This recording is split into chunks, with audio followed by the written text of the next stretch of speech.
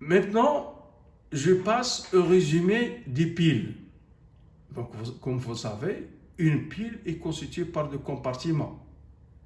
Donc, chaque compartiment renferme une électrode.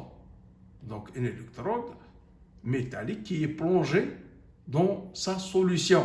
Par exemple, si on prend l'électrode de zinc, on trouve, par exemple, une solution de nitrate de zinc dans la solution. De même, pour le cuivre qui est trempé dans une solution qui contient le métal. Donc, on constate que, donc, si on place un ampèremètre qui est branché, ou bien un voltmètre, une tension, ou bien on place un ampèremètre en série, on constate qu'il y a un passage de courant. Mais la question qui se pose, quel est le sens du courant? Et bien sûr, ces deux compartiments ils sont liés par un pont. Quel est le rôle de ce pont?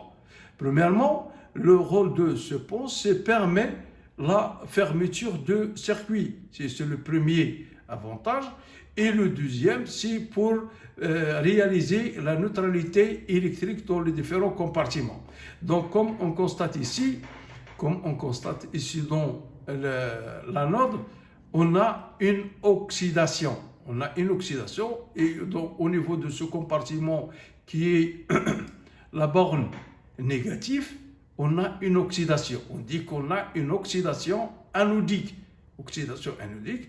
S'il y a une oxydation anodique, il y a perte des électrons, ça veut dire que ce métal subit une corrosion et une diminution de sa masse. Comme vous voyez ici sur ce schéma-là, vous constatez que cet électrode, elle diminue grâce à son oxydation. Donc on a subi une corrosion, une oxydation, ça veut dire une perte d'électrons, ça veut dire une corrosion, ça veut dire une perte de masse. Et au niveau de la deuxième électrode, donc on a une réduction. Donc les électrons qui sont libérés par l'anode, ils sont captés au niveau de la cathode.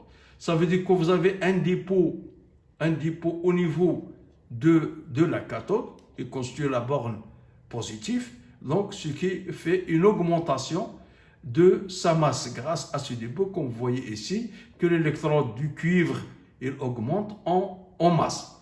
Donc tout ce que vous pouvez, une pile constituée par des électrons, chaque électron est plongé dans sa solution.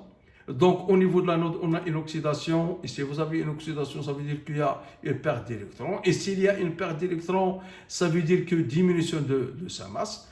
Et bien sûr, dans la deuxième électrode,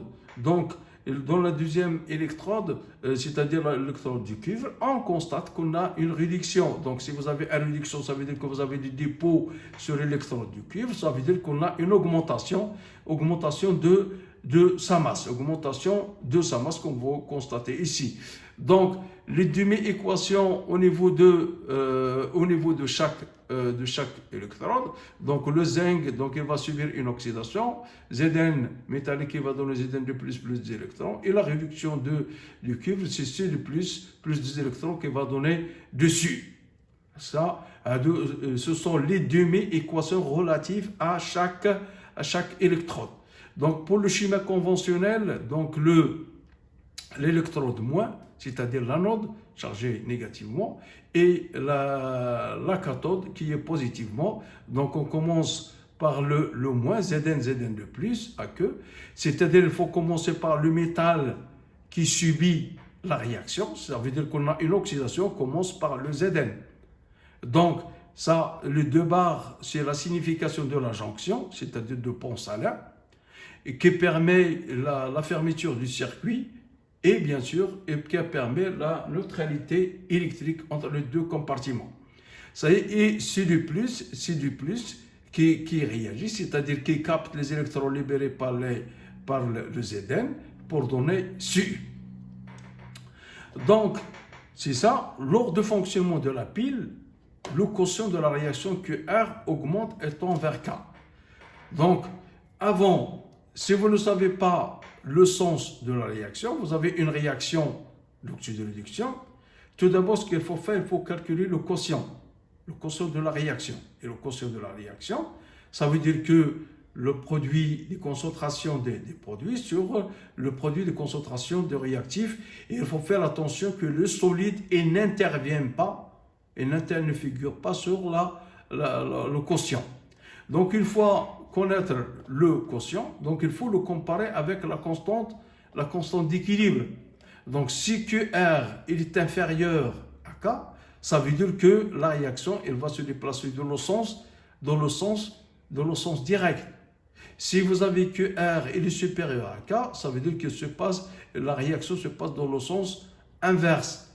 Et si, lorsque la constante d'équilibre est égale à K, le système est en équilibre et la pile ne débite pas de courant, pas de réaction au niveau des électrodes. Il n'y a plus de transfert indirect d'électrons à l'extérieur du générateur.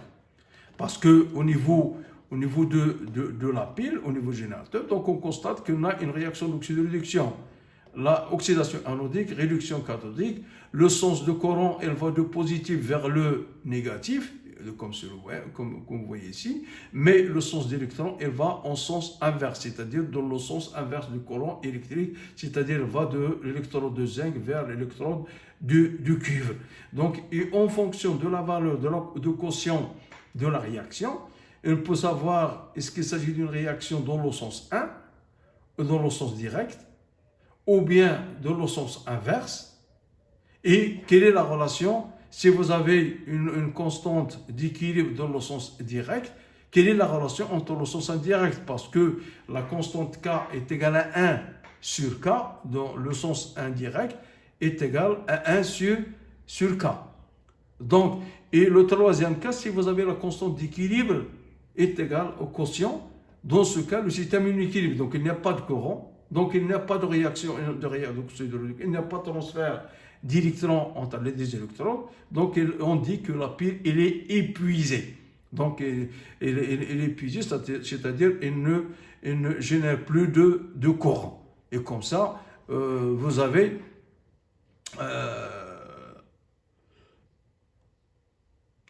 maintenant, passons aux quantités d'électricité.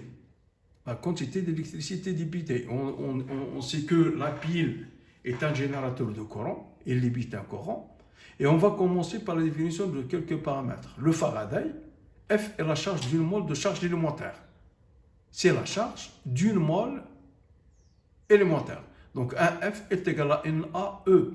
Avec Na, c'est la constante d'Avogadro, c'est 6,02 10 puissance 23. La charge, c'est 1,610-19, ce qui donne que 1 Faraday est égal à 96 500 coulombs. Donc, la quantité d'électricité, il a plusieurs expressions. On a Q est égal à NE. Q est égal à NE. Donc, on a Q est égal à IT. Est égal à la quantité d'électricité débitée pendant une différence de temps delta T. On sait que NE est égal à NA fois E, donc NA fois E. Et on a N est égal à NE fois, puisqu'on a NE est égal à N sur NA. Ce qui donne que N est égal à NE fois NA. Donc on remplace NE est égal à Na fois E, ce qui implique que Q est égal à NE fois F. C'est la quantité de matière d'électrons. Elle est exprimée en mol d'électrons. Donc fois F. Donc comment déterminer NE? Donc il faut déterminer le NE, la quantité, c'est-à-dire le nombre de moles d'électrons. Alors, ce nombre est déterminé à partir du tableau d'avancement de la réaction d'oxydoréduction. Le tableau d'avancement de la réaction d'oxydoréduction. Si on prend par exemple un exemple d'une pile Daniel, et la pile Daniel est constituée par deux couples Zn de plus, c'est-à-dire la pile, le schéma conventionnel, c'est-à-dire la borne négative Zn de plus, et la borne positive c'est de plus, c'est U. Donc Zn, elle va subir une oxydation, et le cuivre, il va subir une réduction. Ça veut dire que celle-là, elle va diminuer, et on a une diminution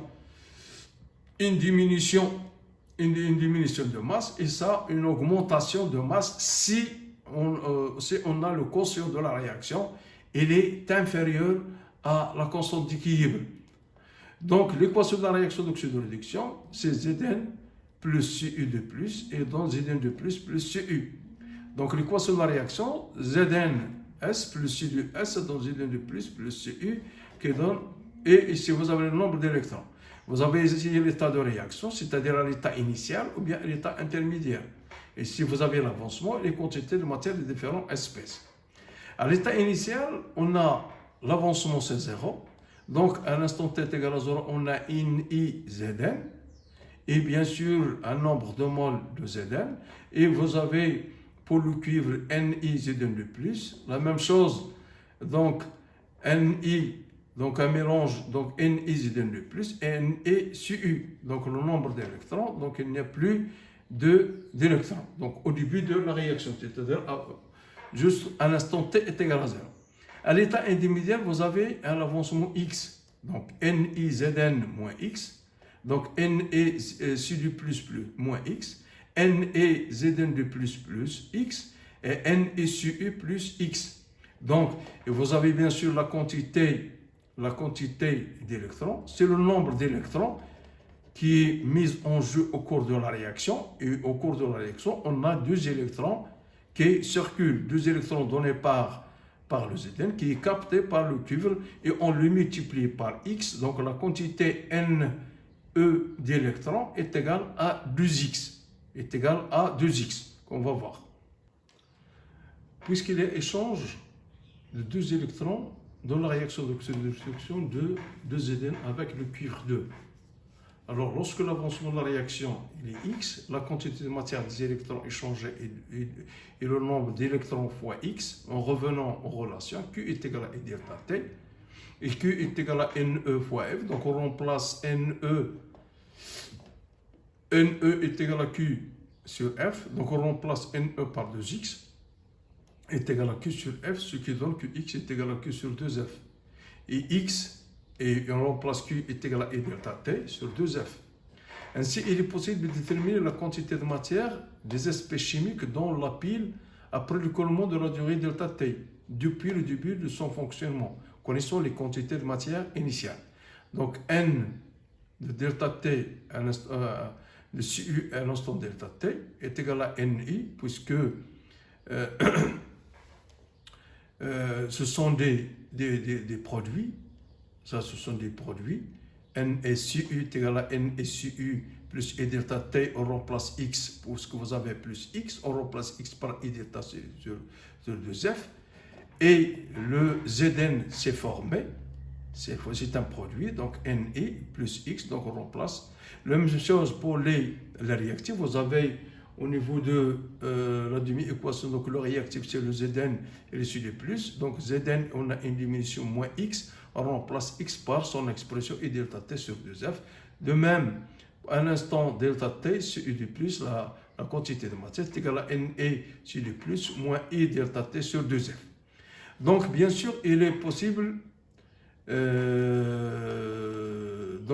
déterminer la quantité de matière des espèces chimiques formées ou consommées après le collement de la durée delta T depuis le fonctionnement de la pile. Donc, on peut déterminer les quantités de matière des différents réactifs et différents produits.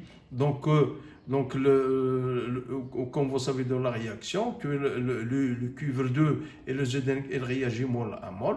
Donc, la variation de la quantité de matière de Cu de plus est égale à la quantité et la variation de la quantité de matière de Zn est égale à x, est égale à moins x, puisque le signe moins indique qu'il y a, ce sont des réactifs, ça veut dire qu'ils sont consommés, on a une disparition des réactifs. On a une disparition, et dans la chimie, le signe moins indique qu'on a disparition des réactifs ou bien une diminution des réactifs qui est donnée par moins I delta T sur 2F. Contrairement aux 2 cas de fonctionnement de la pile pour les éléments formés, c'est-à-dire les produits, on a formation, on a augmentation de la quantité de matière, donc delta N, donc le cuivre et le zinc Zn de plus, l'ion cuivre, l'ion zinc, il réagit mol à mol. Donc la variation de la quantité de matière du cuivre est égale la variation est égale à la variation de Zn de plus est égal à plus I delta T. Ça veut dire que ce sont des quantités formées, donc ils sont produits, ça veut dire qu'ils sont positifs, est égal à I delta T sur 2F. Et je vous remercie pour votre attention.